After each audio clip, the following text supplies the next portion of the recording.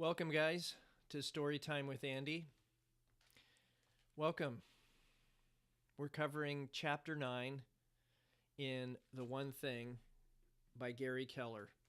We've completed Section 1, which included, Part 1, The Lies They Mislead and Derail Us. And the first 9 chapters, it looks like, is related to that. Part 2 is the simple truth, the simple path to productivity. Okay? And so we're going to cover 3 chapters there and then move to Part 3. Okay, but right now we're going to do Section 2, Unclenched.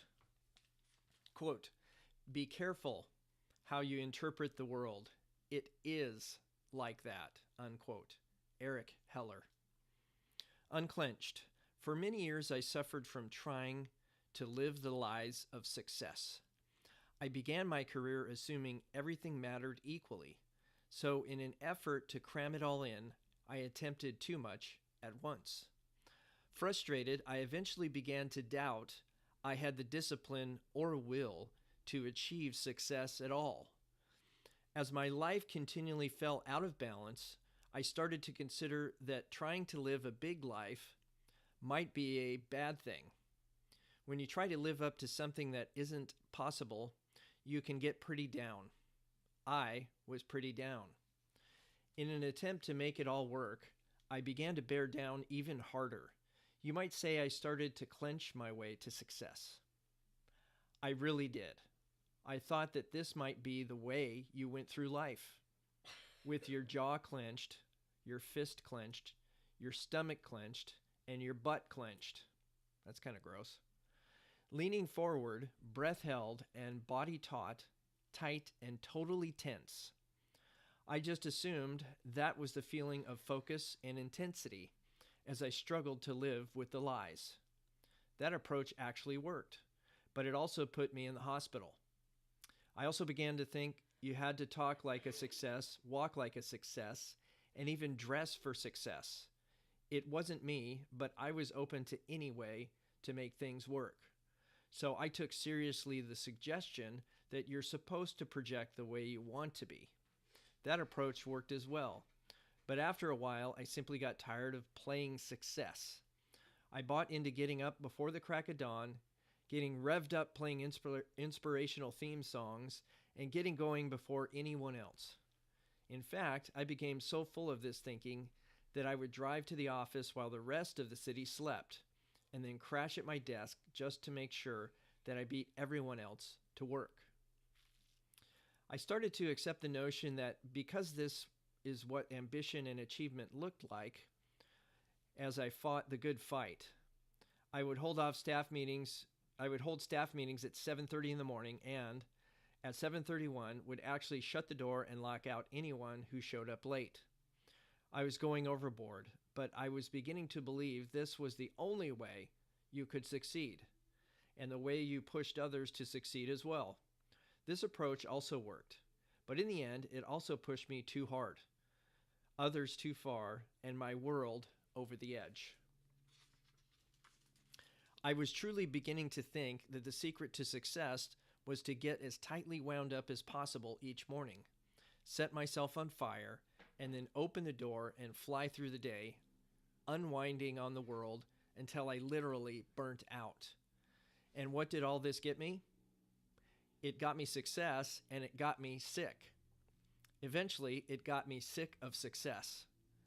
So what did I do? I ditched the lies and went the opposite direction. I joined Overachievers Anonymous and went anti-establishment on all the success tactics that supposedly build success. First off, I got unclenched. I actually started listening to my body, slowed down, and chilled out. Next, I started wearing t-shirts and jeans to work and defied anyone to make a comment. I dropped the language and the attitude and went back to just being me. I had breakfast with my family. I got in shape physically and spiritually and stayed there. And last, I started doing less. Yes, less. Intentionally, purposefully less. I was looser than ever, way laid back for me, and breathing. I challenged the axioms of success, and guess what? I became more successful than I ever dreamed possible and felt better than I'd ever felt in my life. Here's what I found out. We overthink, overplan, overanalyze our careers, our businesses, and our lives. That long hours are neither virtuous nor healthy, and that we usually succeed in spite of most of what we do, not because of it. I discovered that we can't manage time, and that the key to success isn't in all the things we do, but in the handful of things we do well. I learned that success comes down to this: being appropriate in the moments of your life. Being appropriate in the moments of your life.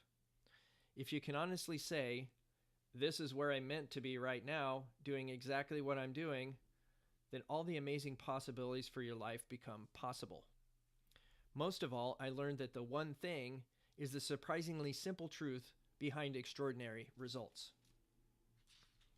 And so I was mistaken. We're actually going to be doing Chapter 10. Chapter 10 is the focusing question. Quote, "There is an art to clearing the way, the clutter, and focusing on what matters most. It is simple and it is transferable. It just requires the courage to take a different approach." Unquote. George Anders. Chapter 10, the focusing question.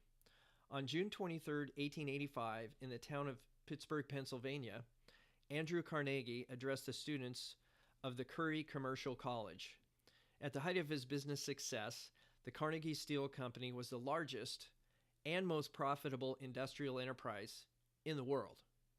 Carnegie would later become the second richest man in history after John D. Rockefeller.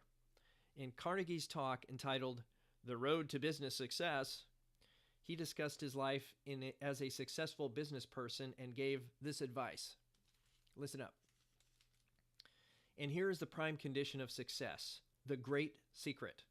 Concentrate your energy, thought, and capital exclusively upon the business in which you are engaged. Having begun on one line, resolve to fight it out on that line, to lead in it, adopt every improvement, have the best machinery, and know the most about it. The concerns which fail are those which have scattered their capital, which means that they have scattered their brains also. They have investments in this, or that, or the other, here, there, and everywhere. Sounds like Dr. Seuss. Don't put all your eggs in one basket is all wrong. I tell you, put all your eggs in one basket, and then watch that basket. Look around you and take notice. Men who do that do not often fail. It is easy to watch and carry the one basket. It is trying to carry too many baskets that breaks most eggs in this country. Unquote. So, how do you know which basket to pick? The focusing question. Mark Twain agreed with Carnegie and described it this way, quote, "The secret of getting ahead is getting started. The secret of getting started is breaking your complex, overwhelming tasks into small, manageable tasks and then starting on the first one," unquote.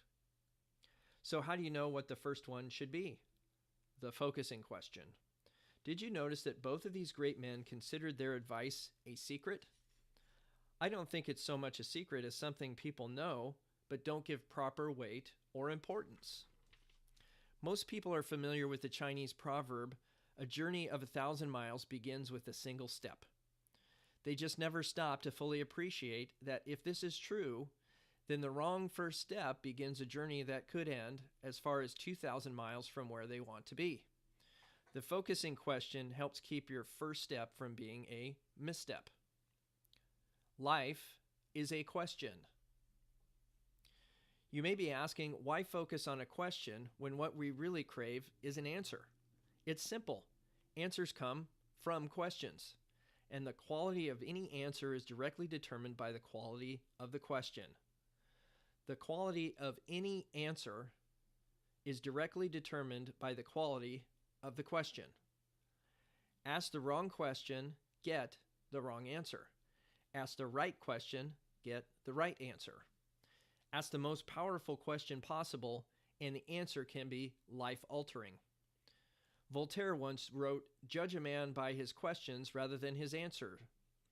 Sir Francis Bacon added, "A prudent question is one half of the wisdom." Indira Gandhi concluded that the power to question is the basis of all human progress. Great questions are clearly the quickest path to great answers. Every discoverer and inventor begins this quest with a transformative question. The scientific method asks questions of the universe in hypothesis form. The more than 2,000-year-old Socratic method, teaching through questions, is still embraced by educators from the heights of Harvard Law School to the local kindergarten class. Questions engage our critical thinking. Research shows that asking questions improves learning and performance by as much as 150%. In the end, it's hard to argue with author Nancy Willard, who wrote, "Sometimes questions are more important than answers." I first became aware of the power of questions as a young man. I read a poem that affected me profoundly, and I've carried it with me ever since. Here's that poem. My Wage by J.B. Rittenhouse. I bargained with life for a penny, and life would pay no more. However, I begged at evening when I counted my scanty score. For life is a just employer, he gives you what you ask, but once you have set the wages, why, you must bear the task. I worked for a menial's hire, only to learn dismayed that any wage I had asked of life, life would have willingly paid. The last two lines deserve repeating. Any wage I had asked of life, life would have willingly paid. One of the most empowering moments of my life came when I realized that life is a question and how we live it is our answer. How we phrase the question we ask ourselves determines the answers that eventually become our life. How we phrase the question we ask ourselves determines the answers that eventually become our life. The challenge that the right question isn't always so obvious. Most things we want don't come with a roadmap or a set of instructions. That's true. So it can be difficult to frame the right question. Clarity must come from us. It seems we must envision our own journeys, make our own maps, and create our own compasses. How true that is. To get the answers we seek, we have to invent the right questions, and we're left to devise our own. So how do you do this? How do you come up with the uncommon questions that take you to uncommon answers? You ask one question, the focusing question. Anyone who dreams of an uncommon life eventually discovers there is no choice but to seek an uncommon approach to living it. Anyone who dreams of an uncommon life eventually discovers there is no choice but to seek an uncommon approach to living it. The focusing question is that uncommon approach. In a world of no instructions, it becomes the simple formula for finding exceptional answers that lead to extraordinary results. What's the one thing I can do such that by doing it, everything else will be easier or unnecessary?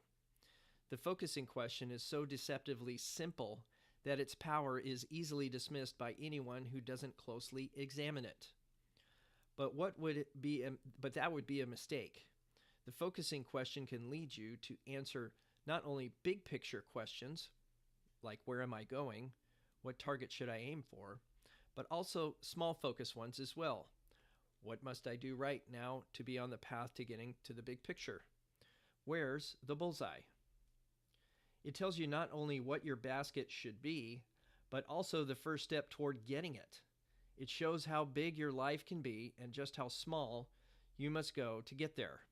It's both a map for the big picture and a compass for your smallest next move. Extraordinary results are rarely happenstance. They can come from the choices we make and the actions we take.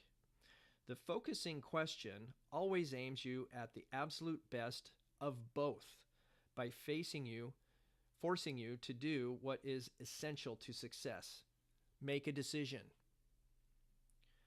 But not just any decision. It drives you to make the best decision. It ignores what is doable and drills down to what is necessary to do what matters. It leads you to the first domino. To stay on track for the best possible day, month, year, or career, you must keep asking the focusing question. Ask it again and again, and it forces you to line up tasks in their levered order of importance. Then, each time you ask it, you see your next priority. The power of this approach is that you're setting yourself up to accomplish one task on top of another. When you do the right task first, you also build the right mindset first, the right skill first, and the right relationship first. Powered by the focusing question, your actions become a natural progression of building one right thing on top of the previous right thing. When this happens, you're in position to experience the power of the domino effect. Anatomy of the question. The focusing question collapses all possible questions into one. What's the one thing I can do, such that by doing it, everything else will be easier or unnecessary? Part 1. What's the one thing I can do? This sparks focused action. What's the one thing tells you the answer will be one thing versus many. It forces you towards something specific. It tells you right up front that although you may consider many options, you need to take this seriously because you don't get 2, 3, 4, or more. You can't hedge your bet. You're allowed to pick one thing and one thing only. The last phrase, can do, is an embedded command directing you to take action that is possible. People often want to change this to should do, could do, or would do. But those choices all miss the point. There are many things we should, could, or would do, but never do. Action you can do beats intention every time. That's good. That's real good. Part 2, such that by doing. This tells you there's a criterion your answer must meet. It's the bridge between just doing something and doing something for a specific purpose. Such that by doing it, lets you know you're going to have to dig deep. Because when you do this one thing, something else is going to happen. Part 3, everything else will be easier or unnecessary. Archimedes said, give me a lever long enough and I could move the world. And that's exactly what this last part tells you to find. Everything else will be easier or unnecessary is the ultimate leverage test. It tells you when you've found the first domino.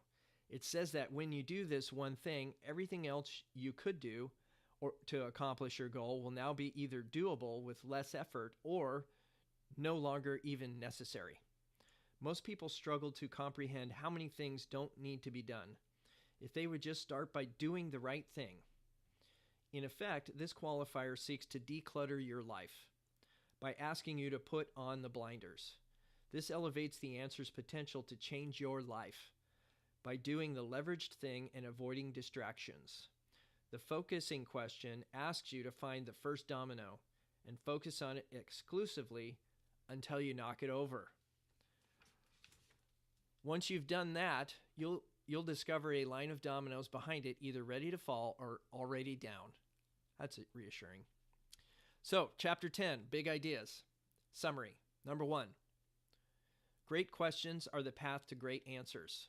The focusing question is a great question designed to find a great answer. It will help you find the first domino for your job, your business, or any other area in which you want to achieve extraordinary results. Number 2, the focusing question is a double duty question. It comes in 2 forms, big picture and small focus. One is about finding the right direction in life. The other is about finding the right action. Number 3, the big picture question. What's my one thing? Use it to develop a vision for your life and the direction for your career or company. It is your strategic compass. It also works when considering what you want to master, what you want to give to others and your community, and how you want to be remembered. It keeps your relationships with friends, family, and colleagues in perspective and your daily actions on track. Number 4, The small focus question, what's my one thing right now? Use this when you first wake up and throughout the day. It keeps you focused on your most important work and, whenever you need it, helps you find the levered action or first domino in any activity. The small focus question prepares you for the most productive work week possible.